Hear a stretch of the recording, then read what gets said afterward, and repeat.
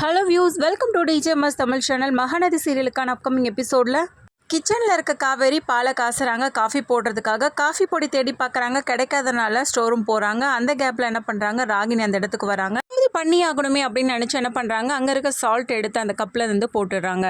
வரான்னு தெரிஞ்சுக்கிட்டு அங்கே சால்ட் எடுத்து மேலே வச்சிடுறாங்க, மேல்முடி கீழே வச்சுட்டு அதுக்கப்புறம் என்ன பண்ணுறாங்க, தோலோட ஆனியனை கட் பண்ணுறாங்க.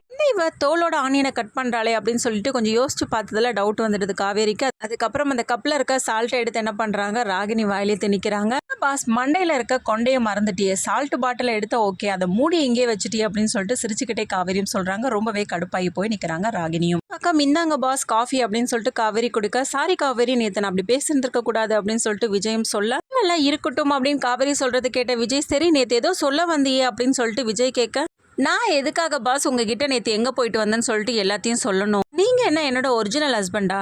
கான்ட்ராக்ட் தானே பாஸ், அப்புறம் எதுக்காக நான் உங்ககிட்ட எல்லாத்தையும் ஷேர் பண்ணணும் அப்படின்னு சொல்லிட்டு விஜய் கிட்ட சொல்ல, விஜயோட முகம் மாறி போகுது. என்ன கடுப்பாகுது இல்லை? அதே மாதிரி தானே நேற்று எனக்கும் இருந்திருக்கும் அப்படின்னு சொல்லிட்டு காவேரியும் சொல்ல, அதுக்கப்புறம் விஜயும் லைட்டாக சிரிக்க ஆரம்பிக்கிறாங்க. தேங்க்ஸ் சொல்கிறாங்க. எதுக்காக தேங்க்ஸ் அப்படின்னு சொல்லிட்டு சொல்ல, கான்ட்ராக்ட் ஒய்ஃபாக இருந்தாலும் இவ்வளோ சூப்பரான காஃபி எடுத்துகிட்டு வந்து கொடுத்துருக்கல, அதுக்காக தான் அப்படின்னு சொல்லிட்டு சொல்கிறாரு. பக்கம் சாரதாம்மா அப்பளத்தெல்லாம் காய வைக்க, அந்த சமயத்தில் வந்த கங்கா, எதுக்குமா இனிமேல் இதெல்லாம் பண்ணிட்டு இருக்கீங்க?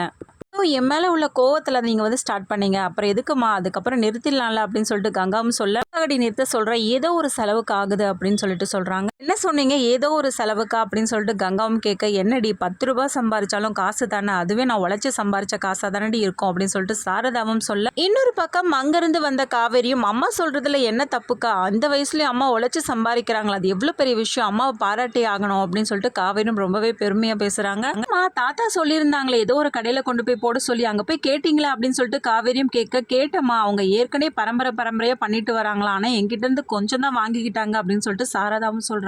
இனிமேல் நீங்கள் அப்பளத்தை தெருவாலாம் எங்கேயும் கொண்டு போய் விற்க தேவையில்ல, அதுக்கு நான் ஒரு ஏற்பாடு பண்ணுறேன் அப்படின்னு சொல்லிட்டு காவேரியும் சொல்ல, என்னடி சொல்கிற, உண்மையாவா அப்படின்னு சொல்லிட்டு கங்காவும் கேட்க, அக்கா நான் ஒரு ஐடியா யோசிச்சு வச்சிருக்கேன், பார்க்கலாம் அப்படின்னு சொல்லிட்டு காவேரியும் சொல்கிறாங்க. அடுத்ததான் விஜய் காவேரி 2 பேரும் ஆஃபீஸ் போயிட்டு இருக்காங்க. விஜய் வந்து காவேரி வந்து சமாதானப்படுத்த முயற்சி செஞ்சாலும் காவேரி பார்த்தீங்கன்னா உம்முனே வராங்க. அதுக்காக இப்போ இப்படி முகத்தை வச்சுட்டு இருக்க அப்படின்னு சொல்லிட்டு விஜய் கேட்க, அதுக்கப்புறம் எதுக்காக உங்களுக்கு தெரியாதா, நான் ஒன்றும் உங்ககிட்ட பேசல அப்படி இப்படின்னு சொல்லிட்டு சொல்கிறாங்க. அதுக்கப்புறம் 2 பேரும் எப்படியோ சமாதானம் ஆகி சிரிக்க ஆரம்பிக்கிறாங்க.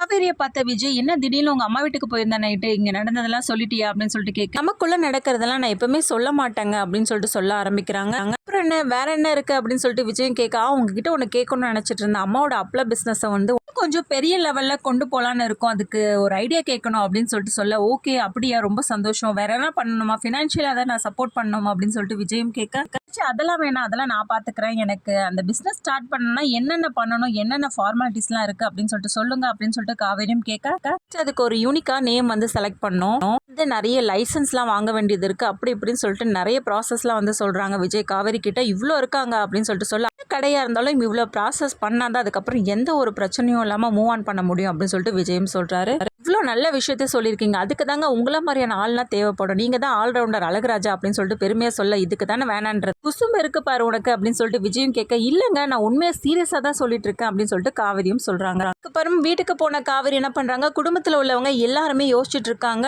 பிஸ்னஸை ஸ்டார்ட் பண்ணணும், அதுக்கு யூனிக்காக ஒரு நேம் தேவை அப்படின்னு சொல்லிட்டு ஒவ்வொருத்தரும் வந்து யோசிச்சு ஒரு நேமாக சொல்கிறாங்க.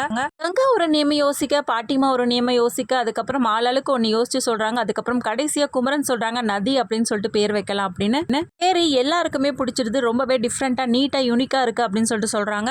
அம்மா நீங்கள் இப்படி யோசிச்சிங்க அப்படின்னு சொல்லிட்டு கேட்க, அதெல்லாம் தானாக வருதுமா அப்படின்னு சொல்லிட்டு ரொம்பவே பெருமையாக பேசிட்டு இருக்காரு குமரனும்.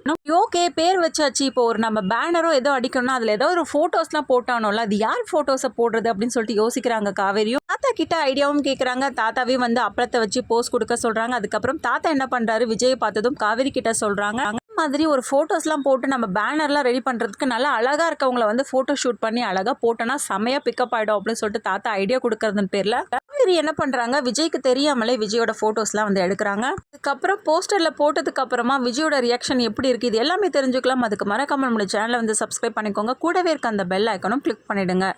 நான் போடுற அடுத்தடுத்த வீடியோஸ் உங்களுக்கு நோட்டிஃபிகேஷனில் வரும். ஓகே வியூஸ், தேங்க்ஸ் ஃபார் வாட்சிங் திஸ் வீடியோ.